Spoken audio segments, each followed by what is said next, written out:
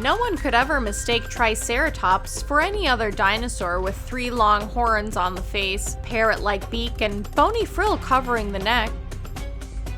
This dinosaur was first described in 1889, and numerous specimens have been recovered ranging in age from hatchling to adult, so the life cycle of the Triceratops is well documented.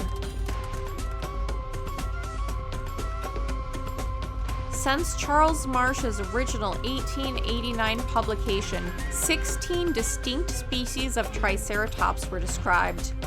By 2014, those had been reclassified.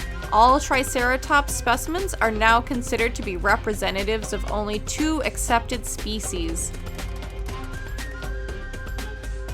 While some chewed bones suggest these horns were used for battling Tyrannosaurus, like in the movies, in all likelihood, the horns served the same courtship purposes like the antlers of a deer. Triceratops comes from a long line of animals called ceratopsians, which had stretched back to the early days of the dinosaurs. By the Cretaceous, the ceratops were quadrupedal, herbivorous, bird-hipped dinosaurs with broad frills over their necks. While many had horns around their head, very few had horns that could be used offensively. Additionally, some scientists believe Triceratops may not even be its own dinosaur, but is instead only the juvenile form of a dinosaur called Torosaurus. This Triceratops is another resident of New Jersey, and I found his family in Fort Lee. I took a trip a few minutes from Manhattan and 65 million years back in time when I went to Field Station, Dinosaurs. This park boasts more than 30 hand-sculpted life-size animatronic dinosaurs and more than 30 live shows to bring them together. New Jersey is the place where paleontology became real. And on today's Saturday Adventure, we're going to uncover the Haddonfield Hadrosaur.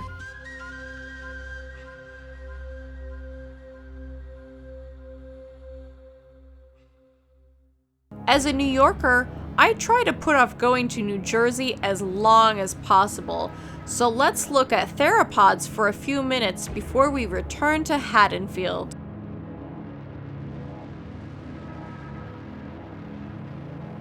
Does this track look familiar?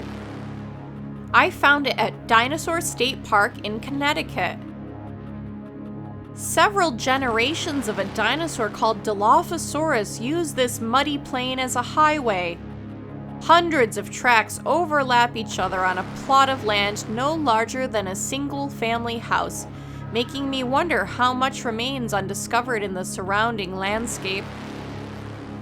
Dilophosaurus was one of the earliest known carnivorous dinosaurs, and it is named for the bony crest on its head.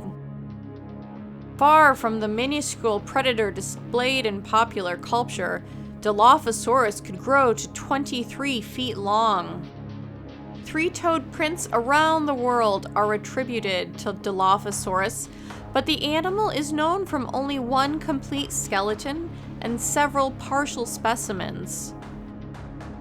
Those 3-toed feet would carry these animals through 3 ages of the dinosaurs, all the way to the present.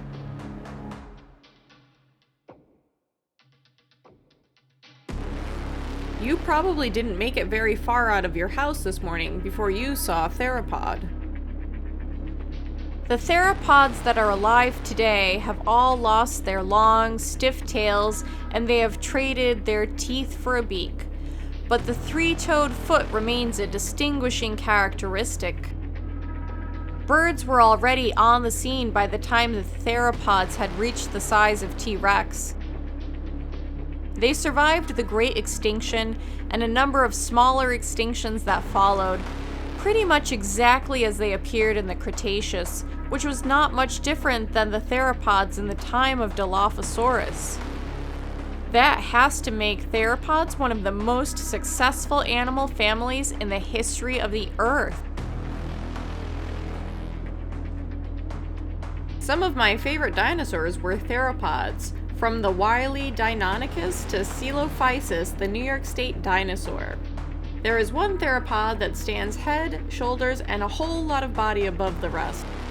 This is the dinosaur you've been waiting for. Let's talk about Tyrannosaurus Rex. The tyrant king of the lizards is a dated term in a lot of different ways, but it's impossible to ignore the largest predator that ever walked the land. Get in the river, Spinosaurus!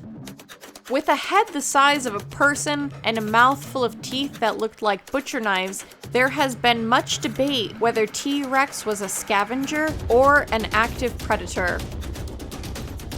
In truth, Tyrannosaurus probably didn't pass up any good meal it could get between those teeth, alive or dead. In my travels, I've encountered more Tyrannosaurus than any other dinosaur. Prehistoric gardens, Bongoland, and the field station all had a Tyrannosaur. No collection is complete without a T-Rex. The bodies all reflect the time of their construction, with the most up-to-date models right here at home at the American Museum of Natural History in New York City.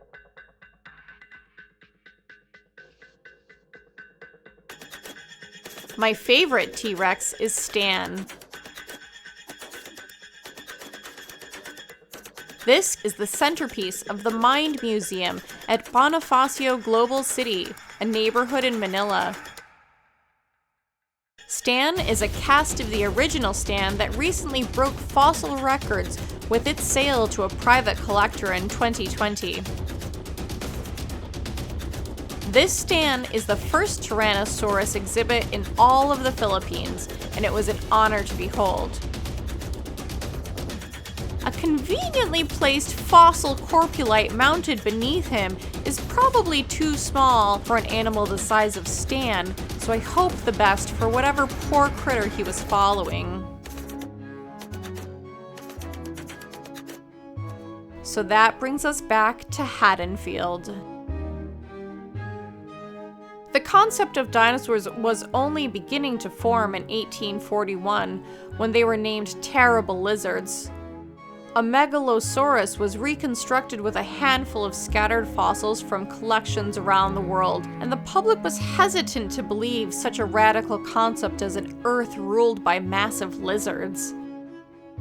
That changed in 1858 when William Folk was vacationing in New Jersey and heard of several giant bones that had been unearthed in a nearby clay pit. Folk was a lawyer, but he'd already been bitten by the dinosaur bug, and he had the money to hire his own crew of workmen to dig out the clay. This is where Folk uncovered the first mostly complete dinosaur skeleton ever discovered.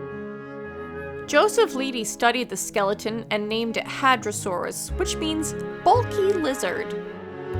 Leidy constructed a giant iron lattice to mount the bones so the public could see the animal as it lived, or as Leidy imagined it lived. The notion of fast, intelligent reptiles was many years away, and even when I was little, they were largely regarded by my science teachers as great lumbering beasts. The concept of dinosaurs has evolved quite a bit over time since Leidy's original Fat Boy. Even the bronze sculpture in downtown Haddonfield reflects a time where dinosaurs were seen as tail draggers, like the lowly lizards.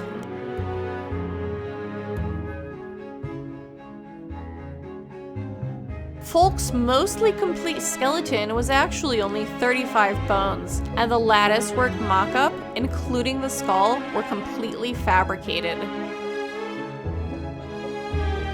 The exhibit lost its popularity as larger, more complete skeletons were uncovered in the West. Hattie has since been rearranged to what we currently believe is a more accurate configuration and is still on display in Philadelphia.